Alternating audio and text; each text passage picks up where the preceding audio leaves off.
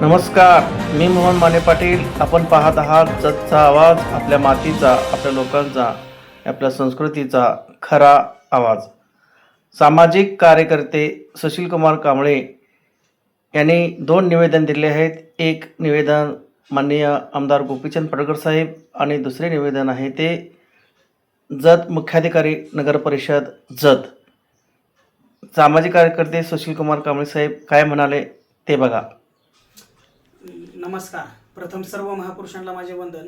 आज मी 2 निवेदनं दिलेली आहेत. एक आपल्या आमदार साहेबांना दिलेला आहे आणि दुसरं जे आहे ते आपल्या जत नगर परिषदेचे मुख्य अधिकारी, नगराध्यक्ष, उपनगराध्यक्ष आणि सर्व नगरसेवकांना दिलेला आहे. आमदार साहेबांना जे आपण निवेदन दिलेलं आहे त्याचा विषय असा आहे की मी आमदार साहेबांना विनंती केलेली आहे की आपण शहरामध्ये का नाही जनता दरबार घ्यावा व शहरवासियांचे जे काही प्रश्न असतील, समस्या असतील, त्यांच्या अडचणी असलेल्या त्यांचं निवारण करावं. आणि मला खात्री आहे की आमदार साहेब 100% जनता दरबार घेतील आणि सर्व शहरवासियांचं जे काही प्रश्न असतील, समस्या असतील, अडचणी असतील ह्याचं निवारण करणार ही मला खात्री आहे. त्यामुळे मी आमदार साहेबांना जनता दरबार घ्यावा म्हणून ही केलेलं आहे, म्हणजे विनंती केलेली आहे. तसंच जत नगर परिषद जे आहे आपलं तिथं सुद्धा मी सर्व नगरसेवकांना, नगराध्यक्षांना, उपनगराध्यक्षांना तसंच मुख्य अधिकाऱ्यांना सुद्धा मी विनंती केलेली आहे की तुम्ही सुद्धा जी काय महिन्याला साप्ताहिक बैठक घेताय ती बैठक तुम्ही सर्व जनतेच्या मध्ये घ्यावी. नाही म्हटलं तर जे ज्येष्ठ नागरिक आहेत किंवा आमच्यासारखी समाजसेवक आहेत त्यांना घेऊन तुम्ही जी महिन्याची बैठक आहे किंवा मीटिंग आहे ती तुम्ही घ्या. कारण कसं आहे माहिती आहे का, शहरामधल्या किंवा वार्डामधल्या किंवा गल्लीमधल्या समस्या, अडचणी ह्याचं निवारण होईना झालंय, समस्या वाढत चालल्यात, कमी काय होईना झाल्यात.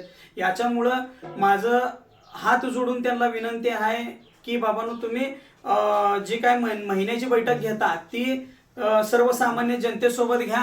जर करता आपल्या नगरपालिकेमध्ये जर करता जागा अपुरी पडत असेल तर तुम्ही एखादं मंगल कार्यालय घ्या. नसेल तर आमच्या महामानवाचं डॉक्टर बाबासाहेब आंबेडकरांचं उद्यान आहे, तिथं सुद्धा तुम्ही, भरपूर मोठं मैदान आहे, तिथं सुद्धा तुम्ही बैठक घेऊ शकताय.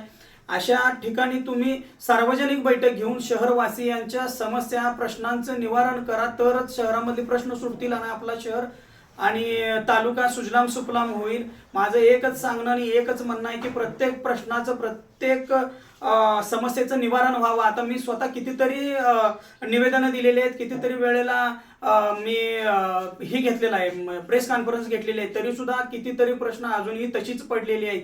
त्याच्यामध्ये तुम्हाला सांगतो मी सर्वप्रथम महिलांच्या शौचालयाबाबत बाहेरच्या महिला आपल्या इथं जत शहरामध्ये मंगळवारी, गुरुवारी बाजारला येतात, त्यांच्यासाठी शौचालय नाही आहे.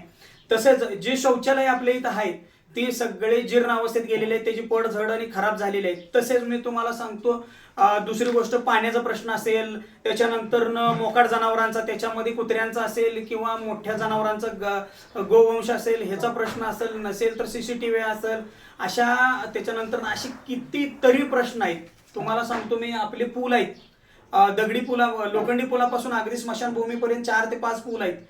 त्या पुलांची परिस्थिती आता सध्या अशी की टोटल जीर्ण अवस्थेत गेलेत. काही पुलांना रक्षा भिंत नाही आहे, कितीतरी लोकांचा अपघात झालेला आहे त्याच्यामध्ये पडून. अशा कितीतरी समस्या आहेत, मी सांगायला बसलो तर वेळ पुरणार नाही. अशी कितीतरी प्रश्न राहिलेले आहेत, रखडलेले आहेत, वर्षानुवर्ष रखडलेले आहेत. हे सर्व प्रश्नांचं आणि या सर्व समस्यांचं निवारण व्हावं याच्यासाठी आमदार साहेबांनी जनता दरबार घ्यावा आणि नगरपालिकेनं जी काही साप्ताहिक बैठक असते ती सर्वसामान्य जनतेत घ्यावी. नसेल तर शहरातील मेन जी लोक आहेत, समाजसेवक असतील, ज्येष्ठ लोक असतील, यांना घेऊन ती सगळी प्रश्न सोडवावीत ही माझी नम्रतेची आणि कळकळीची विनंती आहे.